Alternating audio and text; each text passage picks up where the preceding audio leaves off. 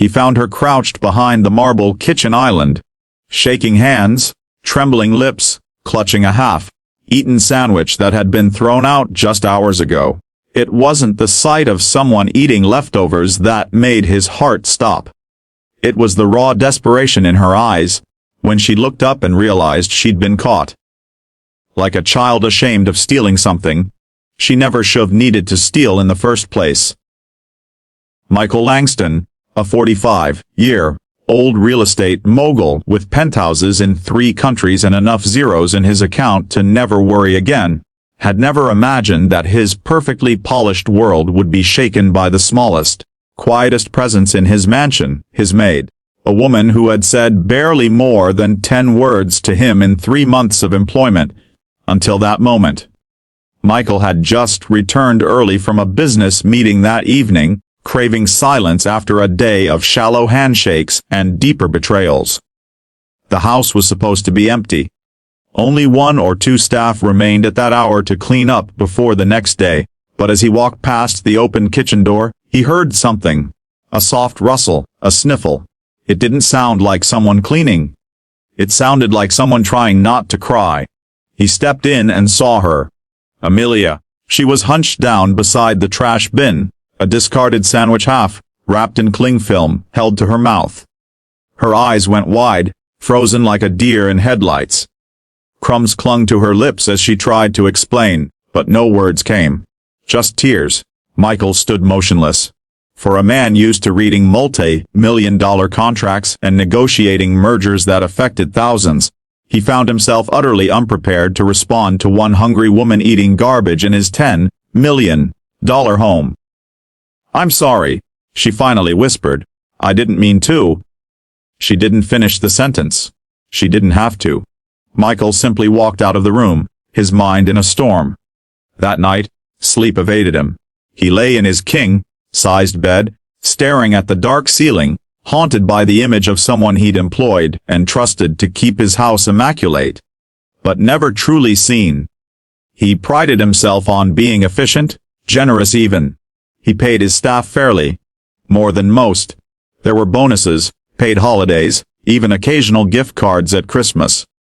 He thought he was doing everything right. But something had gone terribly wrong if one of them had to dig through the trash just to quiet her hunger. The next morning, Michael asked his house manager about Amelia. What he found out shattered him. Amelia was 32, a single mother. Her husband had died in a construction accident 3 years ago. Since then, she'd been working multiple jobs to care for her 7-year-old daughter, Leela, who had been diagnosed with leukemia the year before. Amelia hadn't wanted charity. She'd refused help from neighbors, worked double shifts, skipped meals, sometimes for days, to afford Leela's treatments and keep her daughter's tiny, rented room warm and safe. She'd taken the maid job because it paid more than her previous one, and she hoped the leftover food might help her daughter eat something a little more nutritious. But recently, she hadn't even had time to get home between shifts. So, she began eating scraps. Just enough to get by. Michael felt like he'd been punched in the gut. He'd walked past her a dozen times, thanked her politely, tossed his suits on the bed for her to hang, and never once asked her how she was doing. That afternoon, he called her into his study. Amelia came in cautiously, her shoulders stiff, eyes downcast like she was expecting to be fired. She wore the same faded uniform, her shoes scuffed from too many miles walked in them. Michael couldn't look at her without feeling ashamed of his own ignorance. He offered her a chair, and when she hesitated, he pulled it out himself and gestured kindly. Then, he did something unexpected. He apologized. Not in the corporate way he was used to, not with tight lips and polite tone, but with real, breaking honesty. He said he was sorry for not seeing her sooner, for not asking questions that mattered, for allowing someone in his home, his sanctuary, to suffer in silence while he enjoyed luxuries most people could never dream of. Amelia broke down.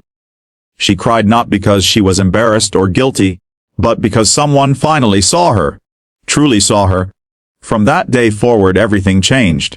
Michael didn't just give her a raise. He restructured her contract, so she only had to work 5 days a week, and could take paid time off to care for her daughter. He offered to cover Leela's medical expenses through his foundation, and though Amelia refused at first, too proud, too used to saying no, he insisted, and then came something even bigger. Michael hadn't seen his own daughter in 5 years. His marriage had fallen apart when he'd chosen business over bedtime stories, meetings over moments. His ex-wife had moved to Europe with their child, tired of waiting for a husband who never came home. Regret had eaten him alive, though he rarely showed it. But in Amelia's pain he saw the mirror of his own failures, and a rare chance to do something right. He began spending more time at home. Not for the view, not for the luxury, but to check on Leela. To bring her books, little trinkets, even a puppy one day that made the girl light up in a way her mother said hadn't happened in months. Soon, Leela and Michael became inseparable. She called him Uncle Mike, and he'd chuckle every time, hiding the sting in his heart. He would watch her play, her tiny bald head covered with a pink scarf, and think, this little girl has been through more in 7 years than I have in 45. Amelia's strength humbled him. She never asked for anything, yet gave everything. She'd clean his house with wary eyes and a quiet smile, then rush to the hospital to hold her daughter's hand through another round of chemo. It broke him to see it. It inspired him more. Months passed. Leela's condition stabilized. The treatments were working. Slowly, color returned to her cheeks, laughter to her voice. Michael began funding a pediatric cancer program in her name. One evening, while watching Leela nap on the couch, Amelia turned to Michael and whispered, "I don't know how to thank you." He replied softly, "You already did. You gave me back my heart." He meant it. He hadn't just saved her. She had saved him too. From the coldness of success without connection, wealth without purpose. By the end of the year, Michael did something he'd never done before. He closed his business calendar indefinitely.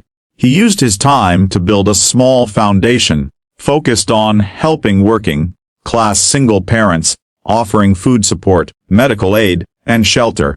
Amelia became the first board member, not as a beneficiary, but as a partner. She had earned her place, with dignity, with perseverance, and though she still insisted on tidying up sometimes, out of habit, Michael would laugh and gently take the mop from her hands.